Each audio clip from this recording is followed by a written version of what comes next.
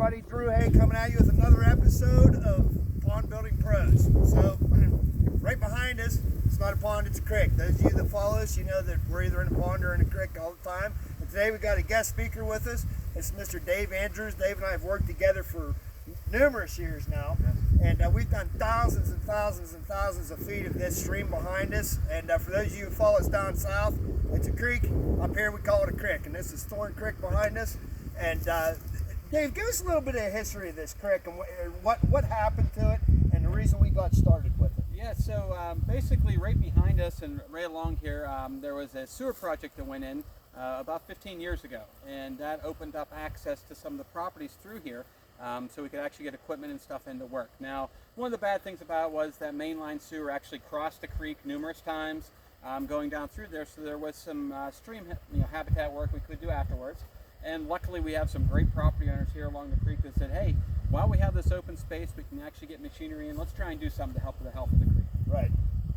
Yeah, and the thing was the, Dave has been instrumental with this, and he's the head of the Connie Kernessa Watershed Alliance, which we follow here at Phil Hay and Sons, and quite often we share your post as well because we're definitely proud of what we've done here. And this stream actually means a lot to me personally because I grew up right over the hill and I've been fishing this stream since I was a wee lad, and I always loved fishing it. And then what had happened, I can't remember, Dave, and you can refresh me, was years ago there was an incident where a commercial building had burnt down.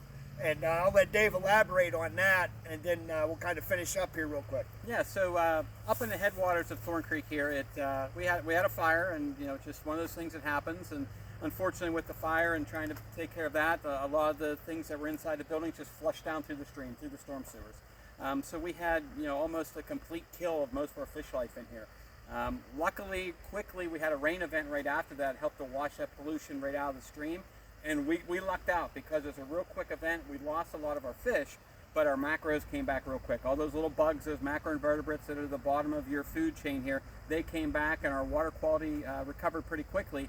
And we were also lucked out that we have some really good tributaries here into the stream. So our fish populations were able to sort of migrate their way back in the tributaries and back into the main branch of the stream. But again, another reason why we're here today and trying to get some stream habitat done for those fish to come back. Right, and what was really cool about this, to elaborate even on what David mentioned there, was this stream, whenever it did die, and it killed a lot of the fish that we had, and he would know better than anybody the way the bottom of the food chain came back.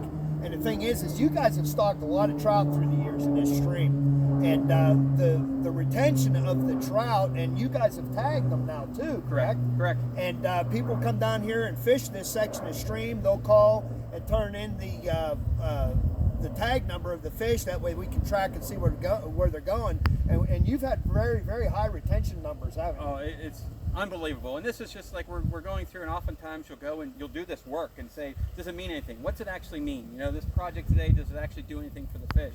And we're collecting actual data saying, hey, we did this, these fish, we're putting them in, they're tagged, people are catching them in these devices. So they're not migrating someplace else, they're actually staying here in the devices, and they're using it so people can access these fish for recreation. Right, and what was actually really cool too, as much as we do fish this personally, correct, and we've got numerous different devices downstream of log throat cross veins, sawtooth deflectors, mud seals, all kinds of different devices that we've used to help stabilize the banks and different things. And Dave works very, very closely with the Pennsylvania Fish and Boat Commission and the Western Pennsylvania Conservancy, and they do a lot of the designs. They meet with Dave out here, Dave meets with them and sets everything up, and it's very instrumental in putting this all together. And we've actually seen, you guys have never really stocked any smallies or rock bass, and we're seeing them return naturally, which is fantastic. And it's just, we're returning the stream back to actually even past its and exceeding what it used to be. Right.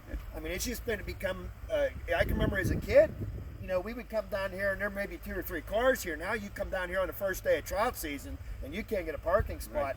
People are putting tents up and camping out, and it's just been a fantastic thing to be involved with. To see, especially like I said, because it does mean so much to my heart, being this is a stream that I grew up with, and it's just been a fantastic thing to be involved with you, Dave, and the Watershed Alliance.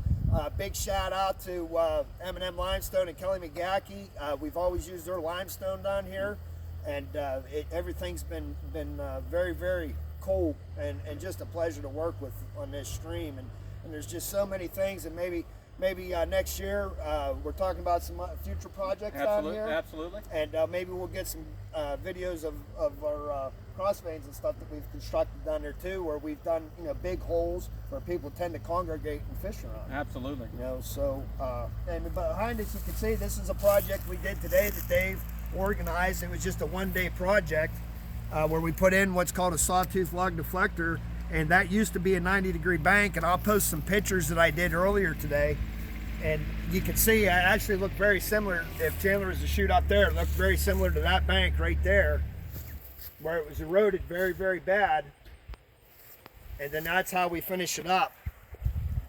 So, is there anything else you'd like to add, Dave? Yeah, just Drew, thank you so much. Again, it's always great having you on our projects. I mean, I wouldn't have anybody else down here working with us in these streams. So I really appreciate all the stuff that you do for absolutely. us. With great partnership with Phil Hay and Sons here coming out with everything they do. So the Watershed Alliance is really thankful to be able to work with you on all these projects. Well, we enjoy every second of it, Dave, and we appreciate working with you. So, again, like always, folks, any question, comments, post them down there. Please like and share. And you'll be in the running for some type of giveaway, whether it be a shirt or a hat or something like that, or we might even do something cooler than that. So, thanks for watching, and everybody stay safe out there.